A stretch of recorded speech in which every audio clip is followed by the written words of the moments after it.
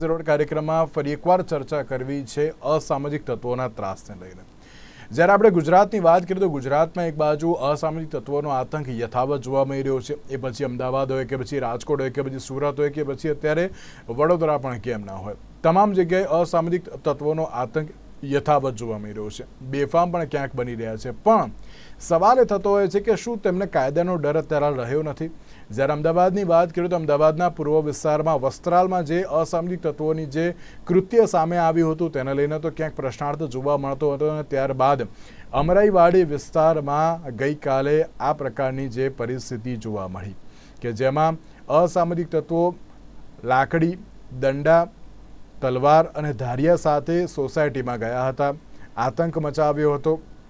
ત્યાં જે વિસ્તારના લોકો છે એ પણ અત્યારે તો કહી રહ્યા છે કે ભાઈ અમને તો અત્યારે સતત પોલીસનું હવે મોનિટરિંગ જોઈએ છે, પોલીસની વાન અમારા વિસ્તારમાં ફરવી જોઈએ તેવું જાહેર જનતા અત્યારે માંગ કરી રહી છે। એટલા માટે માંગ કરે છે કારણ કે તેમને અત્યારે તો એક જ સવાલ છે કે શું અમે અત્યારે સેફ છીએ?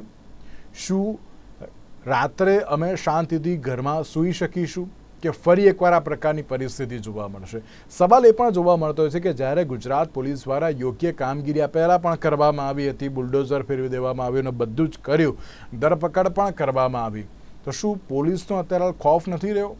સામો પડકાર અત્યારે તો જે અસામાજિક તત્વો ફેંકતા હોય તે પરિસ્થિતિનું નિર્માણ થવા પામ્યું છે। તમામ મુદ્દાઓ પર આપણે ચર્ચા વિચારણા કરીશું। તમામ મુદ્દાઓ પર ચર્ચા વિચારણા કરવા માટે અમારી સાથે જોડાઈ ગયા છે આરસી પટેલ સાહેબ કે જેઓ નિવૃત્ત પોલીસ અધિકારી છે, અને સાથે સાથે જ ભાવિકભાઈ રાજા આપણી સાથે જોડાઈ ગયા છે કે જેઓ સામાજિક કાર્યકર્તા છે। જે આ બંનેનું સૌથી પહેલા તો સ્વાગત છે। જે પ્રમાણે સૌથી પહેલો સવાલ અત્યારે તો જે ઉપસ્થિત થઈ રહ્યો છે આરસી પટેલ સાહેબ કે જ્યારે ગુજરાતની જે બાબત અત્યારે તો જે સામે આવતી હોય છે અસામાજિક તત્વો, આપણે વસ્ત્રાલના મુદ્દાઓ પર પણ આપણે ચર્ચા કરી હતી કે અત્યારે કેમ આ પ્રકારની પરિસ્થિતિ બનતી રહેતી હોય છે, કેમ એક બાદ એક આ પ્રકારની પરિસ્થિતિ જોવા મળે છે। વસ્ત્રાલ વખતે પોલીસ દ્વારા કામગીરી કરવામાં આવી, તેમના દ્વારા જે રીતે જવાબ પણ આપવામાં આવ્યો, પણ ફરી એકવાર જે ખુલ્લો પડકાર અત્યારે તો જે ફેંકતા હોય તે પરિસ્થિતિનું નિર્માણ થવા પામ્યું છે। પટેલ સાહેબ, સૌથી પહેલાની આપની પ્રતિક્રિયા। જરૂર। હવે આપે સામાન્ય જનતા માટે સુરક્ષાનો સવાલ અને આવા લુખા તત્વોનો આતંક અને ગરીબ સમાજ, જ્યાં ઘણું કરીને પૂર્વ અમદાવાદની અંદર લેબર ઝોન છે, ચાલીઓ છે, ઝૂંપડપટ્ટીઓ છે, નાની નાની સોસાયટીઓ છે અને મૂળ ગામડા પણ છે। હવે થયું છે શું કે જે તમે શરૂઆતમાં વાત કરી એમ પોલીસનો પ્રભાવ ગુંડા તત્વો, લુખા તત્વો ઉપર ઓસરી રહ્યો છે, ઓછો થઈ ગયો છે। હવે તો પોલીસ થી કોઈ ડરતું જ ન હોય એવો માહોલ થઈ ગયો છે। એના માટે હું તમને 2-3 વાતો કરીશ કે જે સમયે અમે સબ ઇન્સ્પેક્ટર તરીકે કામ કરતા હતા, એ જ ગોમતીપુરની અંદર અને એ જ રખિયાલની અંદર મેં સબ ઇન્સ્પેક્ટર તરીકે કામ કરેલું છે। આ વિસ્તારો છે મૂળ કોલોનાઇઝ, મૂળ એક જ જૂના ગામડાઓ છે અથવા તો જૂની ઝૂંપડપટ્ટી એક જ સંપીલી છે। ત્યાં હંમેશા બીજા નેક્સસ ચાલતા હોય છે, બીજા દારૂના અડ્ડા ચાલતા હોય, જુગારના અડ્ડા ચાલતા હોય છે, મકાન પડાવી લેવાનું કામ ચાલતું હોય છે। ગુંડાઓ પોતાનું ચાલી પ્રમાણે, પોતાના વિસ્તાર પ્રમાણે પોતાનું રાજ સ્થાપી રહ્યા છે। પણ એમાં મુખ્ય વાત શું બની છે કે અમારા વખતે પોલીસના પત્રક પ્રમાણે પોલીસનું પેટ્રોલિંગ નહીં કરતું, સતત પેટ્રોલિંગ, વાન નીકળતી, ચોકડી ઉપર, દરેક ચોકડી ઉપર પોલીસ કોન્સ્ટેબલ, હેડ કોન્સ્ટેબલ, 2 માણસ 3 માણસ નજર આવતા, ફિક્સ પોઈન્ટ 3 શિફ્ટની અંદર રાખવામાં આવતો। એ સિવાયનું પોલીસનું પેટ્રોલિંગ હોય પાછું સાયકલ ઉપર કે સ્કૂટર ઉપર। આ બધી જ બાબત અત્યારે ક્યાંય તમને કોઈ પણ જગ્યાએ જશો તો રોડ ઉપર પોલીસ પેટ્રોલિંગ અથવા તો આવી સુરક્ષાની દ્રષ્ટિએ કામ કરી રહ્યું હોય, ફિક્સ પોઈન્ટ ઉપર બંદૂક લઈને ઊભી હોય, દંડો લઈને ઊભી હોય, આવું ક્યાંય જોવા નહીં મળે। હવે થયું શું કે સ્થાનિક લેબર ઝોનની અંદર દારૂના અડ્ડાવાળા, ઘણું કરીને હું તમને કહું છું, તો એક જ મોટી કોમ્યુનિટી જે વિસ્તારમાં રહેતી હોય તે લોકોએ પોતાનું આધિપત્ય સ્થાપવા માટે એક જૂથબંધી કેળવી છે।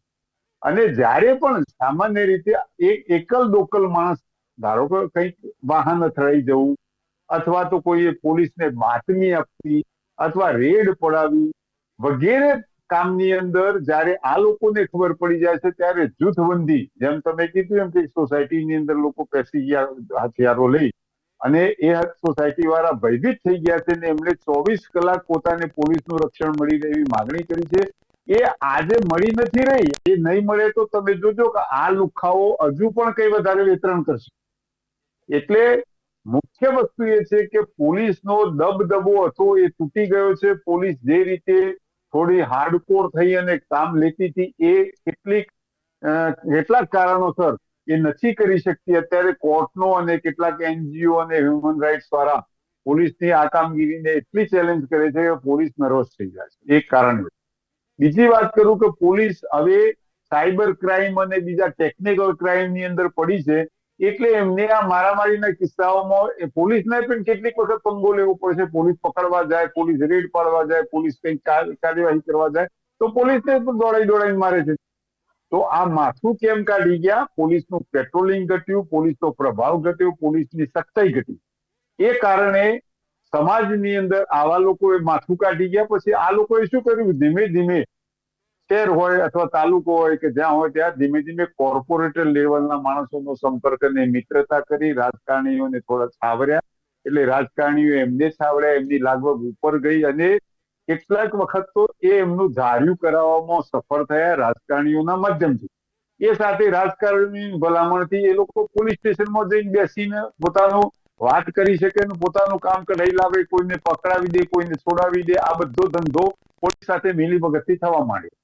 આ કારણે આજે સમાજને ભયભીત થઈને જીવવું પડ્યું છે. અને ચોક્કસ એક કોલોનીમાં આ સ્થિતિ છે સાહેબ. તમે જોજો, જે લેબર ઝોન છે, જ્યાં પૂર્વ અમદાવાદ છે, જ્યાં વસાહતો નાની નાની છે, જ્યાં દારૂના અડ્ડા ચાલે છે, જુગારના અડ્ડા ચાલે છે, કઈ ડ્રગ્સના વેપારો ચાલે છે, આ બધી જગ્યાની આસપાસ લોકલ ડોન ઉભા થયા છે. અને સરકારને વીણતા પણ વાર લાગે એવી છે. જોકે સરકારે હમણાં એક વાત કરી હતી કે અમે લુખાઓના આવા ગુંડા તત્વોનું લિસ્ટ બનાવીએ છીએ, પણ કઈ પ્રભાવશાળી બાબત બહાર આવી નથી.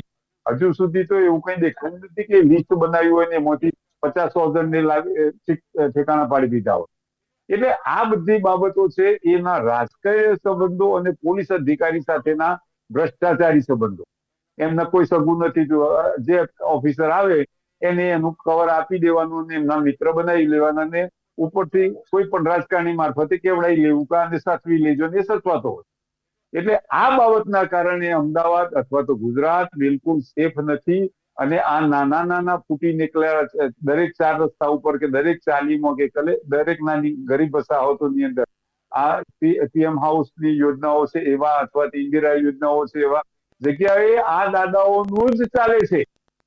પોલીસને પણ જતા વિચાર કરવો પડે છે. એટલે યજ્ઞભાઈ, આ બાબતે સરકાર ચિંતા કરવાની છે. જે ગુંડાઓનું લિસ્ટ બનાવ્યું હતું ને એમને વીણીને સફાયો કરો તો જનતા જોશે. જનતાને એવું કઈ દેખાયું નથી.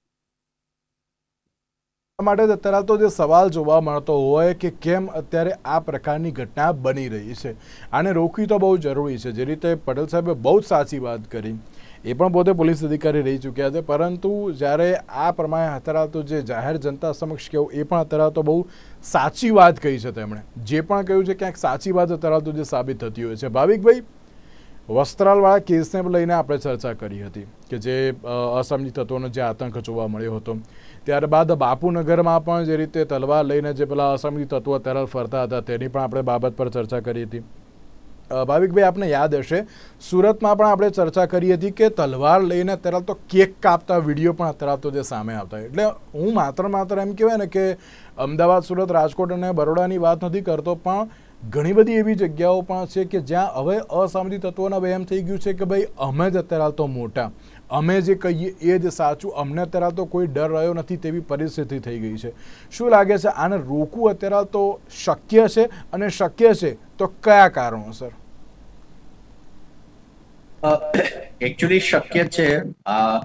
આપણો જેને સલામત અને સુરક્ષિત સમાજ આપણે કહીએ એમાં પોલીસ અને તંત્ર એકલું પોલીસને જવાબદાર ગણીએ એ રીતના નહીં, પણ સરકારના બીજા પણ વિવિધ તંત્રો એ બધાની કામગીરી એવી હોય કે જેમાં સામાન્ય માણસો પોલીસના હાજરીથી એ સુરક્ષિત અનુભવ કરે અને જે ગુંડા તત્વો જે છે, જે અસામાજિક તત્વો છે, એ એનાથી ડરે.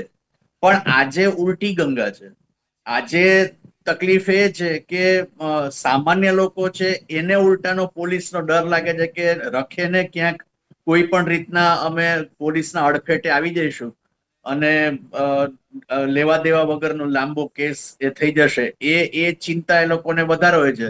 જ્યારે ગુંડા તત્વોને, જેમ પટેલ સાહેબે કીધું કે કોઈ કોર્પોરેટર છે, કોઈ એમએલએ છે, કોઈ એમપી છે કે બીજા કોઈ રાજકીય નેતાઓ છે, એના આશીર્વાદ છે અથવા તો એના ઓળખાણમાં છે, તો એના કારણે એ લોકોને એકદમ છૂટ મળી રહી છે. એટલે મને લાગે છે કે અત્યારે જે પોલીસ તંત્ર જે કામગીરી જે કરી રહ્યું છે, એ ઘોડા છૂટ્યા પછી તબેલાને તાળું મારવા જેવું કામગીરી થઈ રહી છે. એટલે ખરેખર તો, અને એના કારણે જ આપણે જોઈ રહ્યા છે કે આ બધા કેસીસ થઈ રહ્યા છે, પણ અસામાજિક તત્વોને ક્યાંય કોઈ પ્રકારનો ડર કે પોલીસની ધાક એમના પર બેસતી નથી. એટલે આપણને એ ખ્યાલ આવે કે અત્યાર સુધી જે આપણને દેખીતા જે પોલીસે પગલા લીધા છે, એ જાહેરમાં એ લોકોને માર્ચ કરાવી, એના ઘરો ઉપર બુલડોઝર ફેરવવાથી માંડીને જે પણ કઈ પગલા લીધા છે, એ અસરકારક નીવડ્યા નથી. એટલે એ અસરકારક નીવડે એ પ્રકારના પગલા પોલીસે સમજી વિચારીને, અને બીજા જે સરકારના બીજા તંત્રો પણ જે છે એ બધાએ પણ સમજવું પડશે. કારણ કે જે અસામાજિક તત્વો છે એના પાછળ માત્ર ને માત્ર ગુનાખોરી હોય છે એવું નથી. આમાં ઘણા બધા બેરોજગાર યુવાનો હોય છે, જે દિશા ભટકી જાય છે, જે ફ્રસ્ટ્રેટ થઈ જાય છે, નિરાશ થઈ જાય છે, એના કારણે એમને થતું હોય છે. તો એ બેરોજગારી ઓછી થાય એના માટે પણ સરકારના વિવિધ તંત્રોએ કામ કરવું જોઈએ, તો પોલીસના તંત્રને એની એક મદદ મળી શકે, એવું મારું માનવું છે. યજ્ઞભાઈ, નથી લાગતું કે બુલડોઝર ફેરવી કાઢ્યું, બરાબર, ઘર તોડી નાખ્યા, તેમને પેલો વરઘોડો પણ એમનો કાઢવામાં આવ્યો, એમ કહેવાય ને કે ના બધું જ કરી લેવામાં આવ્યું, પણ અસામાજિક તત્વો અત્યારે બેફામ બની ગયા છે. એમને કોઈ ડર જ નથી રહ્યો. એમ કહે ને, પોલીસ શું કરશે અત્યારે? હાલ મારશે, જેલમાં અત્યારે હાલ તો લઈ જશે, અન્ય કોઈ બાબત જોવા મળશે. એ પ્રમાણે જો ડર બેસાડવો એ બહુ જરૂરી છે કે સાહેબ અત્યારે હાલ તો જો પોલીસની વાન અત્યારે હાલ તો જો વિસ્તારમાંથી નીકળે તો એમને અત્યારે હાલ એમ થવું જોઈએ કે ભાઈ અમે કંઈક ખોટું કરીશું તો અમને અત્યારે હાલ તો જે સીધો અત્યારે હાલ જવાબ પણ મળશે, અમને અત્યારે હાલ પોલીસ કાર્યવાહીનો સામનો કરવાનો પણ વારો આવશે. એટલે એમ કહેવાય ને કે હજુ એક એવી કાર્યવાહીની જરૂરિયાત છે. આ બુલડોઝર ફેરવીશું ને એ બધું કરીશું, એનાથી તરલ કંઈ નહીં થાય. મને એમ લાગે છે કે જે ટૂંકા ગાળાના પગલા આપણે વિચારીએ છીએ ને, એ ટૂંકા ગાળાના પગલા પણ થોડા સમજી વિચારીને એ રીતના લેવા જોઈએ કે લોકોમાં કાયદાનો વિશ્વાસ અને એના પર, એની અમલવારી પર વિશ્વાસ એ બેસે, એ પ્રકારે એ પગલા લેવા જોઈએ. પણ મને હંમેશા એ લાગ્યું છે કે એ ટૂંકા ગાળાના પગલા કરતા જે લાંબા ગાળાના પગલા, જે ઘણા વખતથી પેન્ડિંગ છે, જે થવું જોઈએ, અને હું વારંવાર એ વસ્તુ કહેતો હોઉં છું કે પોલીસ રિફોર્મના જે પગલા જે છે, અને પોલીસને કોઈ પણ રાજકીય દખલગીરીથી અલગ રાખીને એને ઓટોનોમી આપવાનું જે પગલું છે, કે પોલીસને મતલબ સમાજ પ્રત્યે જોવા માટેનું જે મનોવલણ છે, કે એની જે દ્રષ્ટિકોણ છે, એને બદલવા માટે એનું જે સેન્સિટાઇઝેશન કરવાની જરૂર છે, આ બધા પગલા આપણે લઈએ તો મને લાગે છે કે આ ક્રાઇમને ના અટકાવી શકાય એવું નથી, અટકાવી શકાય. અત્યારે પોલીસમાં ઘણી બધી જગ્યાઓ પણ ખાલી છે, એટલે જે પોલીસ વાળા છે એ પોતાનું કામ ખેંચી રહ્યા છે. બીજું એ પણ છે કે પોલીસ વાળાને આ ક્રાઇમ રોકવા માટેના કામ કરતા નેતાઓનો જે કાફલો નીકળે એના માટેનું કામ હોય, કે રથયાત્રા કે બીજા કોઈ પણ એવા જે મેળાવડા કે થતા હોય, એની સલામતીના કરવાનું હોય, એમાં ખડે પગે રહેવાનું હોય, તો એ પરિસ્થિતિમાં પોલીસ વાળા કઈ રીતના આ ક્રાઇમ રેટ ઉપર કોન્સન્ટ્રેટ કરી શકે. એટલે મને એ સ્પષ્ટ લાગે છે કે પોલીસ રિફોર્મ એ બહુ જ જરૂરી છે આ તબક્કે. અચ્છા, ને પટેલ સાહેબ આ જ સવાલ આપને કે જ્યારે શોર્ટ ટર્મ માટે આપણે ઘણું બધું વિચાર લેતા હોય છે કે ભાઈ આટલું કરીશું તો અત્યારે અસમજી તત્વો સમજી જશે કે પછી એક ડર પણ ધરાવતો બેસે, પણ એવું ક્યાંય જોવા મળતું નથી. એક એમ કે ને એક ડર અત્યારે હોવો જો બહુ જરૂરી છે. આપણે દરેક લોકો એમ કહેતા હોય છે કે આપણે વિદેશમાં જઈએ છીએ તો ત્યાં તો કેવા અત્યારે ખુલ્લી જે બધી દુકાનો જોવા મળતી હોય છે, ખુલ્લા ઘર જોવા મળતા હોય છે, કોઈ અત્યારે પેલું ક્યાંય ચપ્પલની ચોરી કરતું નથી. એ કેમ? કારણ કે કાયદો અને વ્યવસ્થા ત્યાં છે. જો ચોરી કરશો તો અત્યારે તાત્કાલિક ધરપકડ થઈ જશે અને તમારી ઉપર એમ કહે ને કે કાયદાકીય કાર્યવાહી પણ થશે. પણ અહીંયા એ વસ્તુ નથી જોવા મળતી. તો આ લાંબા ગાળાના એક નિરાકરણ માટે આપ શું કહેશો?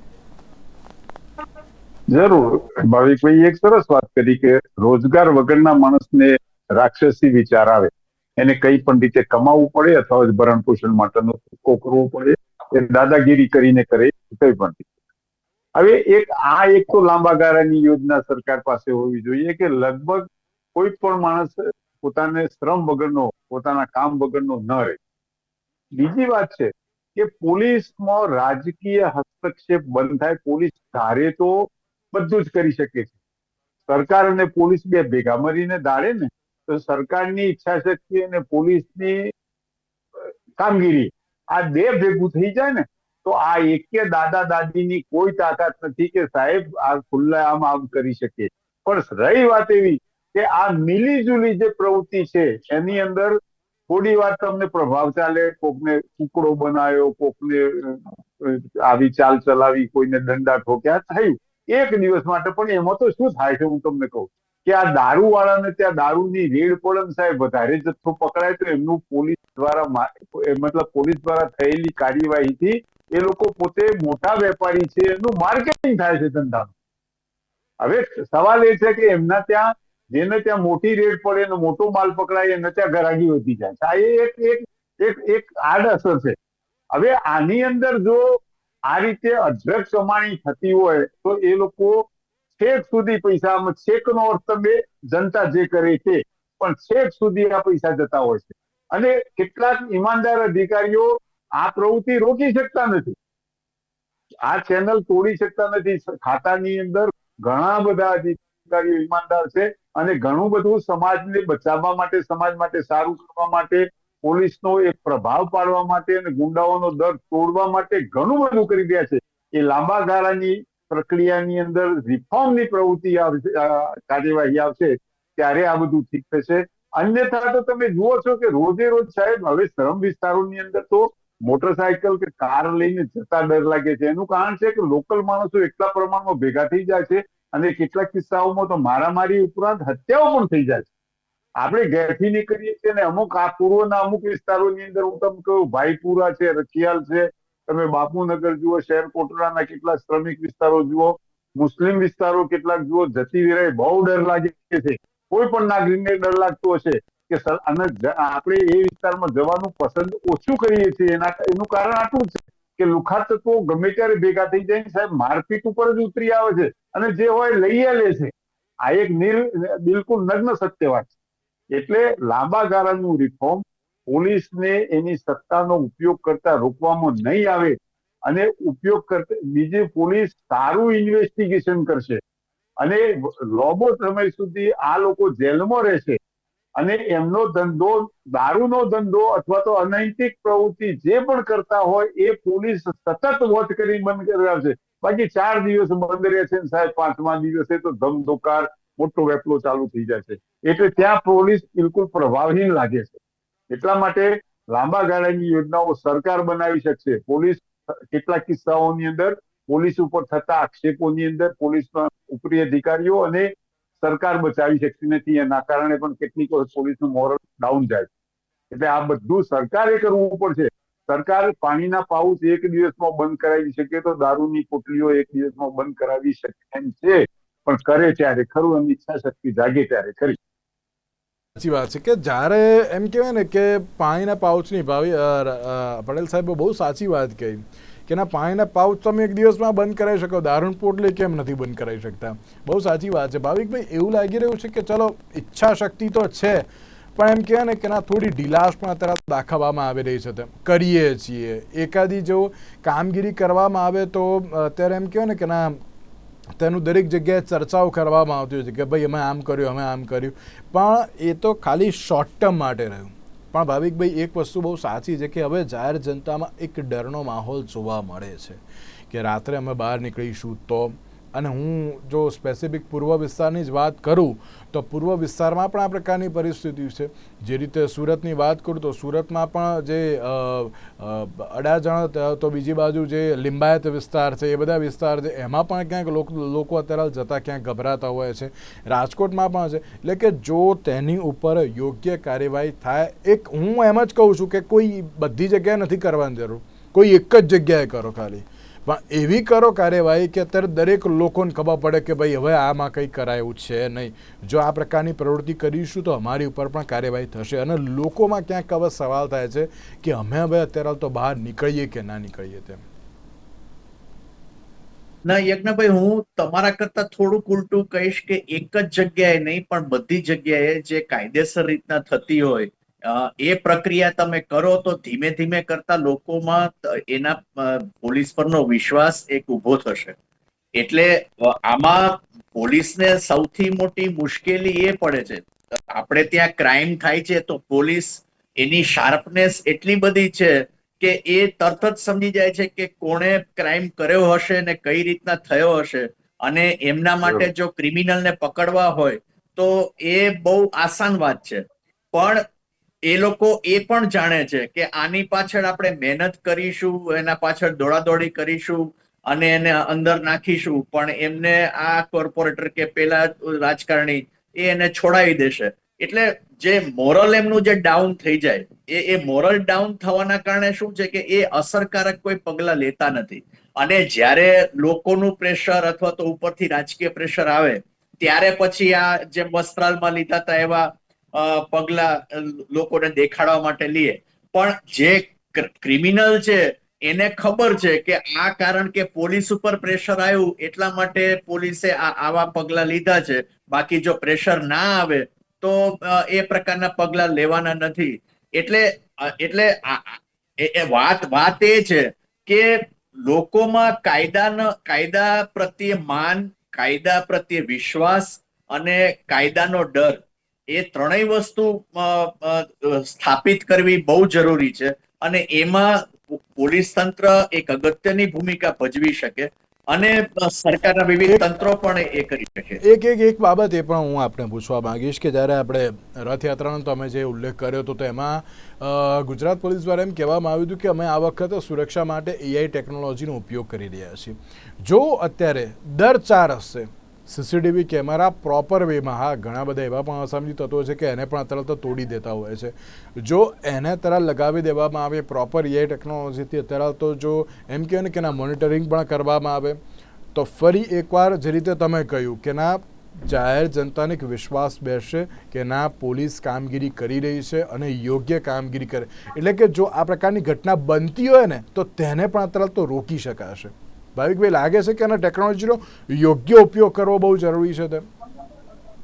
એકચ્યુઅલી CCTV કેમેરા તો 4 રસ્તા પર છે જ. ઓફકોર્સ એ ટ્રાફિક પોલીસ ઇન્સ્ટોલ કરેલા છે, પણ એ ક્રિમિનલને પકડવા માટે તો ઉપયોગમાં લઈ જ શકાય. અને નો ડાઉટ ટેકનોલોજી જેટલી પણ આવી છે, જેમ કે આપણે વાત થઈ સાયબર સેલ ને આ તે બધા જે છે, તો એ જે અદ્યતન ટેકનોલોજી આવી એના ઉપયોગથી ક્રાઇમને અટકાવવા માટે પ્રયત્નો ચાલે જ છે અને એ બિરદાવવા લાયક છે. પણ મૂળ વસ્તુ એ છે કે માન લો કે એ પણ ટેકનોલોજીથી એ કદાચ પકડે પણ ખરા, પણ પછી શું?